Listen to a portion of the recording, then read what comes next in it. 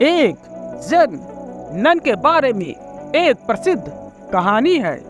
उसके पास एक सुंदर सुनहरे बुद्ध शुद्ध सोने से बनी बुद्ध की एक बहुत ही कलात्मक सौंदर्यपूर्ण मूर्ति थी और भिक्षुड़ी जहाँ भी जाती थी बुद्ध को अपने साथ ले जाती थी। बौद्ध भिक्षुओं और भिक्षुड़ियों को वर्ष में वर्षा के 4 महीनों को छोड़कर 8 महीने भ्रमण करते रहना पड़ता है। तो एक मंदिर से एक मठ से दूसरे मठ तक वह चीन के एक मंदिर में रह रही थी।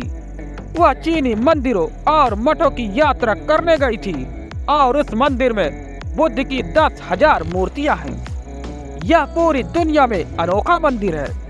10,000 मूर्तियां लगभग पूरे पहाड़ को मूर्तियों में काटकर एक मंदिर बनाया गया था।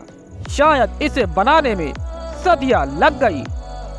वह वही रह रही थी और यह उसकी निरंतर चिंता थी।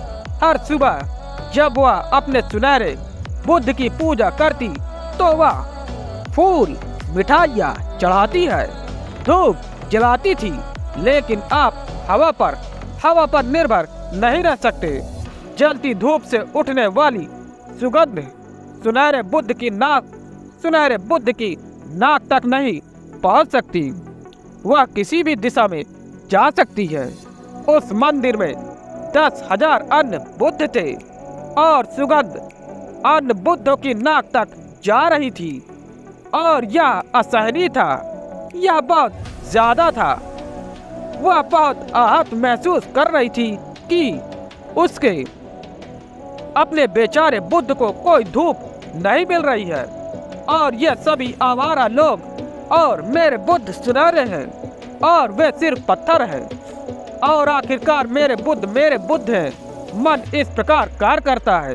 यह इतना अधिकारपूर्ण है कि यह देख ही नहीं पाता कि वे सभी एक ही मनुष्य की मूर्तियां हैं।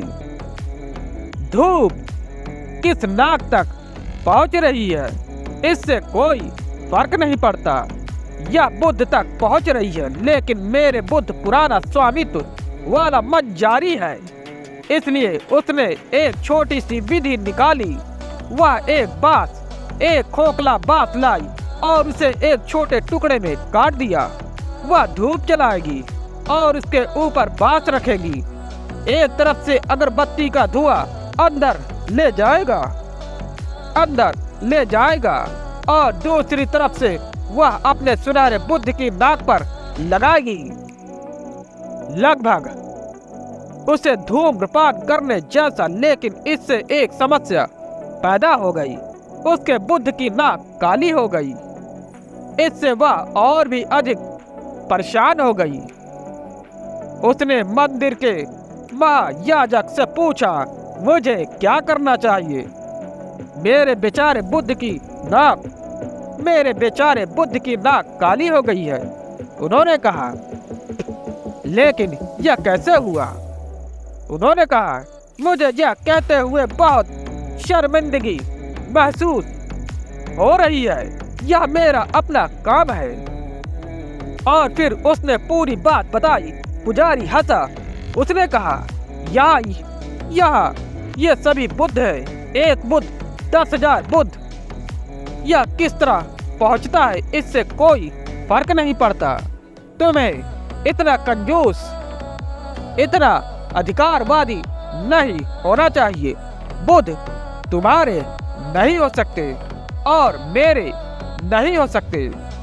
तुम्हारी अधिकारता के कारण बुद्ध की नाक काली हो गई। और पुजारी ने उससे कहा, हम अपनी अधिकारता के कारण एक दूसरे का मुंह काला कर रहे हैं।